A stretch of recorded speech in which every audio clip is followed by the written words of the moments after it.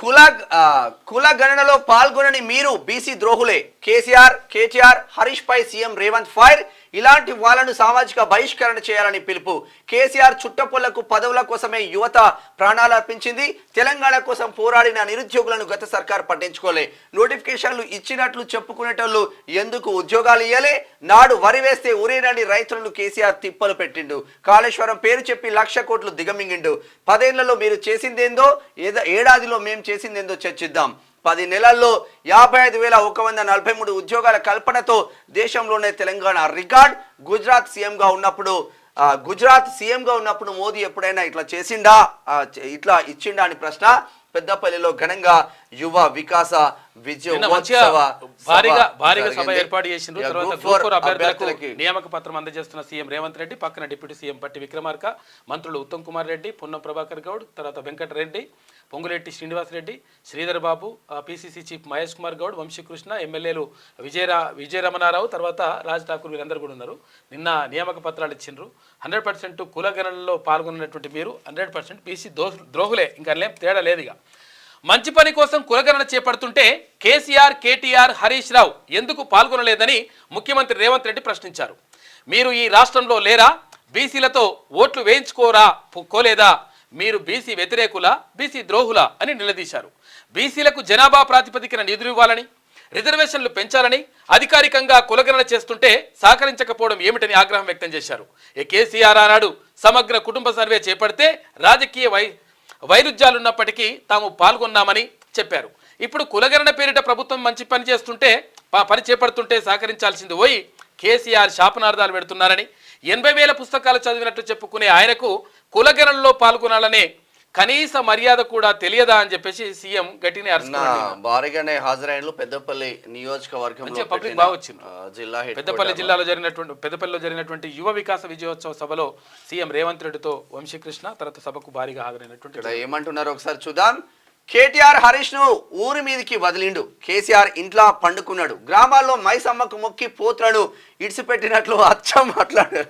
మైసమ్మకు అదేంటి బండారేసి వదిలిపెడతారు అంటే అవి ఊరి మీద తిరుగుతాయి. ఇప్పుడు విషయం ఏంటంటే వాటిని కట్టేయరు, వాటిని దొడ్లో కట్టేసి ఇట్లా ఉండదు లెక్క. వాటిని ఇడిచిపెడితే అవి మంది చేనులు వేస్తాయి, మంది కొంపలు ముంచుతాయి, ఇట్లుంటాయి లెక్క. అట్లానే కేటీఆర్ హరీష్ రావును ఊరి మీదకి వదిలిండు. అచ్చోసిన ఆంబోతులు లెక్క తిరుగుతూ ఏం మాట్లాడుతున్నారో వాళ్ళకే తెలుస్తలేదు. 10 ఏళ్ళు వాళ్ళు చేసింది ఏంది, ఏడాదిలో మేము చేసింది ఏమిటో అసెంబ్లీలో చర్చిద్దామంటే రాకుండా కేసీఆర్ రాళ్లు విసురుతున్నారు. ఏంది చెట్లెట్లా దాక్కుంటున్నారని రేవంత్ రెడ్డి చెట్లలో దాక్కుంటున్నాడు. బాయికాడ కూర్చున్నాడు కదా ఆయన, బాయికాడ కూర్చున్నాడు కాబట్టి చెట్లలో దాక్కుంటున్నట్టు. అయితే విషయం ఏంటంటే ఇక్కడ అచ్చోసిన ఆంబోస్తులు లెక్క వీళ్ళని విడిచిపెట్టినట్టు మరి అది ఏందో మరి మనకు తెలియదు. అంటే అది ఏమంటారు అంటే మైసమ్మ దున్నపోతుంటారు, మైసమ్మకి ఇచ్చిపెడతారు, ఇట్లా బండారేసి వదిలిపెడతారు. ఇట్లా వదిలిపెట్టి తర్వాత లాస్ట్కి వస్తే అటు ఇటు తిరుగుతాయి, అవి మంది చేనులు అన్ని మేస్తాయి. అవన్నీ చేసిన తర్వాత లాస్ట్కి వస్తే వాటిని బంజారు దొడ్లలో కూడా వేయరు. బంజారు దొడ్లలో కూడా వేయరు, ఎందుకంటే బంజారు దొడ్లు అప్పుడు ఉంటుండే, వాటిల్లో కూడా వేయరు. ఎందుకంటే అది మైసమ్మకి ఇచ్చిపెట్టిన పోతు కాబట్టి దాన్ని వేయరు. ఇక అది ఇష్టం వచ్చినట్టుగా బాగా తిని బలుస్తాయి అన్నమాట. మరి ఆ పేరు అంటుండేమో అదే అంటున్నట్టుండు. అయితే మొత్తం మీద అట్లా జరుగుతూ ఉంది. కానీ కనీసం మరి ఇక్కడ బీసీలకు సంబంధించి ఎందుకు పట్టించుకోవట్లేదు, ఎందుకు కులగణనలో పాల్గొనట్లేదు? పాల్గొంటే ఏమైతుంది? 100% పీఠాలు కదులుతాయి, సంకేతం వస్తున్నట్టుంది. మంత్రులు కూడా ఒక మార్గదర్శకంగా ఉండాల్సింది. కులగణన స్టార్ట్ చేసేటప్పుడు అరే మేము స్టార్ట్ చేస్తాం, రేవంత్ రెడ్డి ఎవరిని వాళ్ళు చూపిస్తే అయిపోతుంది. అట్లీస్ట్ ముఖ్యమంత్రి గారు క్లియర్ గా ఆయన నేను కులగణనలో పాల్గొంటున్నాను చెప్పేసి వీడియోలు, ఫోటోలు అన్ని కూడా బయట పెట్టేసిండు. అంటే దానివల్ల ఏంటంటే అరే మేము చేస్తున్నాం, మీరందరూ కూడా ఇందులో పాల్గొనండి ఒక సంకేతం ఇచ్చిండు.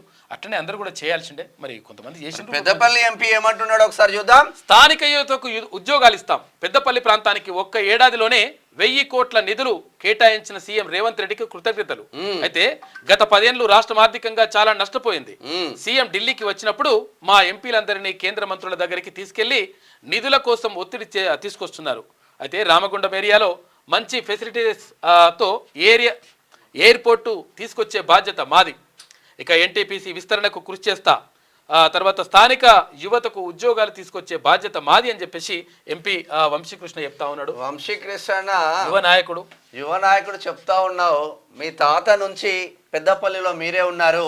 తాత తర్వాత తండ్రి తర్వాత మీరు, మన్మడు, 3 తరాలు మీరే వెళ్తున్నారు కదా, పెద్దపల్లి నియోజకవర్గం కానీ పెద్దపల్లి పార్లమెంట్ పరిధి కానీ ఏమన్నా డెవలప్మెంట్ అయిందా? మీ గుండె మీద చేసుకొని మాట్లాడు.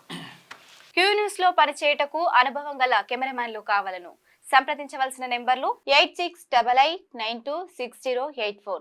qnewsads@gmail.com ను సంప్రదించండి. లైక్ చేయండి.